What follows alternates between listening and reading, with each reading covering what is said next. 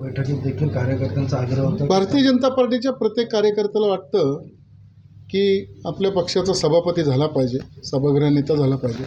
त्या दृष्टीनं आमची परवा जी कोर कमिटी झाली, त्या कोर कमिटीमध्ये असा निर्णय झाला की भारतीय जनता पार्टीच्या एखाद्या आमच्या नगरसेवक सहकार्याला सभापतीपद स्थायी समितीचं मिळावं आणि सभागृह नेतापद मिळावं. त्यात वावगं काय आहे? भारतीय जनता पार्टी मागते त्याच्यामध्ये वावगं काय? काहीच नाही. आणि भारतीय जनता पार्टीला सभापतीपद मिळावं अशी आमची ठाम इच्छा आहे. शिवसेनेच्या वरिष्ठांबरोबर काय या संदर्भात बोलणं झाले? वरिष्ठांबरोबरच्या चर्चा काय तुम्हाला पत्रकार बांधवांना आपण सांगू शकत नाही, पण चर्चा आहे. चर्चेमध्ये जे योग्य होणार आहे ते होईलच. काय विश्वास आहे तुम्हाला मिळेल? हे भारतीय जनता पार्टीची मागणी आहे आग्रहाची. कारण माहिती असल्यामुळं भारतीय जनता पार्टीच्या प्रत्येक कार्यकर्त्याची मागणी आहे. शिवसेनेचा महापौर झाला, भाजपचा उपमहापौर झाला, तर आता स्थायी समिती सभापती आणि सभागृह नेतेपद याच्यामध्ये स्थायी समिती सभापती भारतीय जनता पार्टीचा व्हावा अशी प्रत्येक कार्यकर्त्याची इच्छा आहे.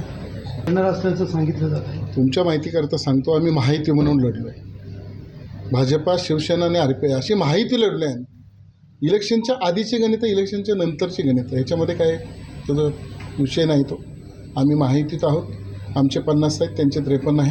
आम्ही वाटाघाटीला बसल्यानंतर महानगरपालिकेत स्थायी समिती सभापती भाजपलाच मिळणार असा ठाम विश्वास आहे. शिवसैनिक म्हणून बघा, महापौर झाला, स्थायी समिती पाहिजे, ही जी काही काल परवा आम्ही ऐकलं भाजपाची जी एक बैठक झालेली आहे, तर शिवसेना भाजप हे युती आहे आणि वरिष्ठ लेवलला जी काही नेते मंडळी आहे ही सगळी त्या बाबतीतली जी काही समीकरणं असतील ती आदरणीय एकनाथ शिंदेसाहेब असतील, डॉक्टर साहेब असतील, रवींद्र चव्हाण साहेब असतील, देवेंद्र फडणवीस साहेब असतील, हे बसून निर्णय घेतील याबद्दल माझ्या मनात शंका नाही. पण एक शिवसैनिक म्हणून स्थायी समिती सभापती हा शिवसेनेचाच राहिला पाहिजे याबद्दल माझ्या मनात काही शंका नाही. ठीक आहे ना, आग्रही तर प्रत्येक पक्ष आहे, शिवसेना पण आग्रही आहे. सर्वच पक्ष शिवसेनेला पदं मिळाली पाहिजे. त्यासाठी शिवसेनेचा शहर प्रमुख म्हणून मीही आग्रही आहे की शिवसेनेलाच पदं मिळाली पाहिजेत. पण हा जो काही निर्णय असतो हा वरिष्ठांचा आहे आणि वरिष्ठ त्याच्यासाठी सक्षम आहेत. गणितं मांडायची असती तर महापौरच्या निवडणुकीत, उपमहापौरच्या निवडणुकीत सुद्धा मांडता आली असती. परंतु शिवसेना आणि भाजपा हा महायुती म्हणून आम्ही लढलो आणि महायुतीचा धर्म पाळणं हे शिवसेनेने नेहमीच पाळलेलं आहे. त्यामुळे भाजप आणि शिवसेना ही महायुती आहे. तर या महायुतीचे नेते खूप सक्षम आहेत आणि हा निर्णय लवकरच होईल. मला याच्याबद्दल कुठं शंका वाटत नाही.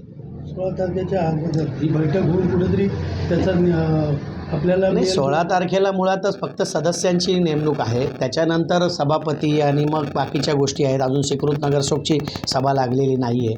ते सगळे गणितं सांगायचं तात्पर्य तेच सांगतो आहे की एकनाथ शिंदेसाहेब, डॉक्टर श्रीकांत शिंदेसाहेब, रवींद्र चव्हाण साहेब आणि देवेंद्र फडणवीस साहेब ही सक्षम आहेत. ते निर्णय घ्यायला सक्षम आहेत. त्यामुळे ते त्यांचा निर्णय ते घेतील. त्यांनी महिलांसाठी प्राधान्य द्यावं अशी मागणी देखील होती. आता खरं सांगायचं तर शिंदेसाहेबांनी संपूर्ण महाराष्ट्रामध्ये महिला राज आणलेला आहे. त्याच्यामुळे अशी चर्चा कानावर माझ्यासुद्धा आलेली आहे की महिलांनाच पुढे करून बाकीची सुद्धा पदं त्यांना द्यायचं आहे असं माझ्यासुद्धा कानावर आलेलं आहे. तर आपल्याकडूनही कळतं आहे. तर जो निर्णय असतो तो शेवटी शिंदेसाहेब घेत असतात शिवसेनेचा, आणि बाकीचा भाजपचा निर्णय देवेंद्र फडणवीस आणि रवी चव्हाण साहेब आहेत, ते बघतील.